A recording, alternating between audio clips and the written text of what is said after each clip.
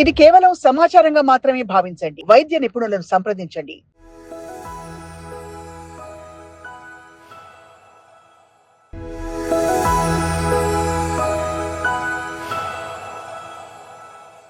మీడియాలో అడ్వర్టైజ్ చేసినట్లు దోమలు కుట్టకుండా ఉండడానికి క్రీమ్స్, బాడీ లోషన్స్ చాలా మార్కెట్లోకి వచ్చాయి.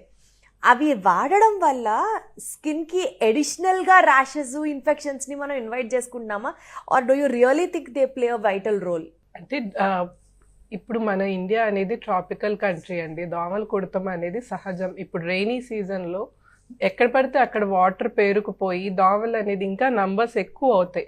సో మన జాగ్రత్తలో మనం ఉంటాం. ఫుల్ హ్యాండ్స్ వేసుకుంటాం. మార్నింగ్ టైం అన్నా, నైట్ పడుకునేటప్పుడన్నా మస్కిటో నెట్స్ వాడతాం, రిపెలెంట్స్ వాడతాం.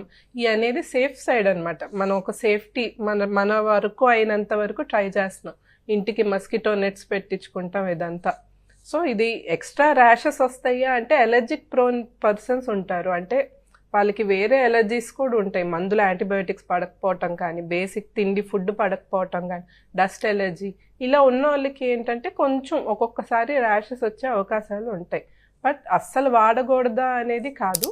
We can use, we should protect, maximum కుదిరినంత ప్రొటెక్ట్ చేసుకోవచ్చు మనం. అంటే దానివల్ల సివియర్ కాంప్లికేషన్స్ నెగిటివ్గా అందరికీ ఉంటాయని కాదు, ఎలర్జీ ఉన్న వాళ్ళకి అది పడకపోతే వాడక్కర్లేదు, అంతే కదా మేడం?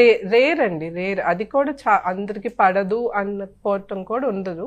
కొంతమందికి ఎవరికన్నా ర్యాష్ వస్తుంది, కానీ అలా వస్తుంది అన్నప్పుడు ఇంకా నెక్స్ట్ రోజు నుంచి better don't go for it.